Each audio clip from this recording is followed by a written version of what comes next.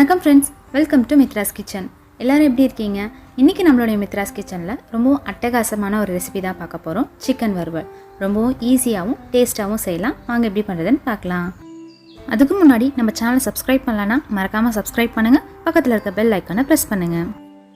இப்போ செய்ய ஆரம்பிக்கலாம். ஃபர்ஸ்ட் சிக்கனை மேரினேட் பண்ணிக்கலாம். அதுக்கு 750 கிராம் சிக்கன் கூட 1/4 கப் அளவு தயிர் சேர்த்துக்கலாம்.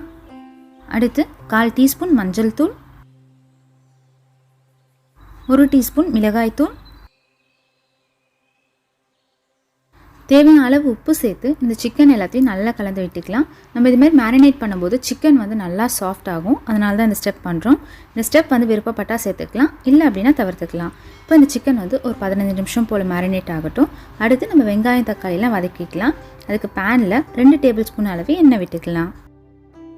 எண்ணெய் காஞ்சதும் இதில் 1 பிரிஞ்சி இலை, 2 ஏலக்காய், 2 கிராம்பு, 1 பட்டை, 1 நட்சத்திர சோம்பு சேர்த்துக்கலாம். அடுத்து 1 டீஸ்பூன் சோம்பு சேர்த்து இது எல்லாத்தையுமே ஒரு 30 செகண்ட் போல் நம்ம வறுத்து விட்டுக்கலாம். இப்போ இந்த மசாலா எல்லாம் நல்லா வறுப்பட்டதுக்கப்புறமா ஒரு மீடியம் சைஸ் அளவு வெங்காயத்தை நல்லா நீளமாக கட் பண்ணி சேர்த்துக்கலாம். இந்த வெங்காயத்து கூடவே 2 பச்சை மிளகாய் சேர்த்து இந்த வெங்காயம் நல்லா கண்ணாடி பதத்துக்கு வர வரைக்கும் நல்லா வதக்கி விட்டுக்கலாம். இப்போ வெங்காயம் இந்த அளவுக்கு வதங்கினதும் 1 டேபிள் ஸ்பூன் அளவு இஞ்சி பூண்டு விழுது சேர்த்து ஒரு 30 செகண்ட் போல் வதக்கி விட்டுக்கலாம். இந்த இஞ்சி பூண்டுடைய பச்சை வாசனை போனதுக்கப்புறமா இதில் 1 மீடியம் சைஸ் அளவு தக்காளி பழத்தை நீளமாக கட் பண்ணி சேர்த்துக்கலாம். நம்ம எந்த அளவுக்கு வெங்காயம் சேர்க்குறோமோ அதே ரேஷியோவில் தான் நம்ம தக்காளியும் சேர்க்கணும். இந்த தக்காளி பழம் எல்லாம் நல்லா சாஃப்ட் ஆகிற வரைக்கும் வதக்கி விட்டுக்கலாம். நல்லா சாஃப்ட் ஆனதுக்கப்புறமா அடுத்து நம்ம மசாலாலாம் சேர்த்துக்கலாம். 1 டேபிள் ஸ்பூன் அளவு mutton masala, 1 table spoon chicken masala, தேவையான அளவு உப்பு சேர்த்து இந்த மசாலா எல்லாத்தையும் நல்லா கலந்து விட்டுக்கலாம். இந்த மசாலா எல்லாம் நல்லா கலந்து விட்டதுக்கு அப்புறமா ஒரு 1/4 கப் அளவு தண்ணி சேர்த்து இந்த மசாலா ஒரு 3லிருந்து 5 நிமிஷம் போல் நல்லா வதங்கட்டும்.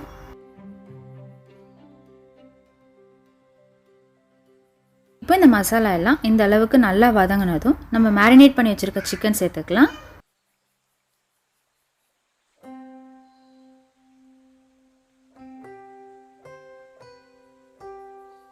இதில் இந்த சிக்கன் இந்த மசாலா எல்லாம் ஒன்றுக்கு ஒன்று நல்லா ஒட்டுற மாதிரி நல்லா கலந்து விட்டுக்கலாம். கலந்து விட்டுட்டு ஒரு 15 நிமிஷம் போல் இந்த சிக்கன் வேகட்டும், மூடி வச்சிடலாம். 15 நிமிஷத்துக்கு அப்புறமா இந்த சிக்கன் ஒரு 3/4 அளவுக்கு வெந்துருச்சு. இந்த சிக்கன் வறுவல் இன்னும் கொஞ்சம் டேஸ்ட் தர நம்ம இதில் இன்னும் ஒரு மசாலா ஆட் பண்ண போகிறோம். அதுக்கு பேனில் 1 டேபிள் ஸ்பூன் அளவு எண்ணெய் விட்டுக்கலாம். எண்ணெய் காஞ்சதும் இதில் 10 சின்ன வெங்காயத்தை ஒரு 3 நிமிஷம் போல் நல்லா வதக்கி விட்டுக்கலாம்.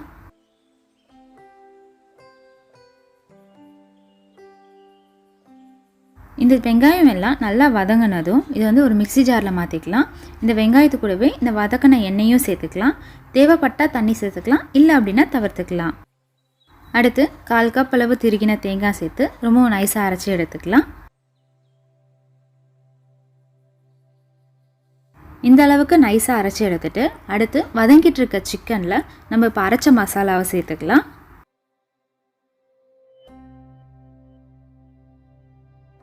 மசாலா சேர்த்துட்டு இந்த சிக்கன் மசாலா எல்லாத்தையும் ஒரு 10 நிமிஷம் போல் நல்லா வதக்கி விட்டுக்கலாம்.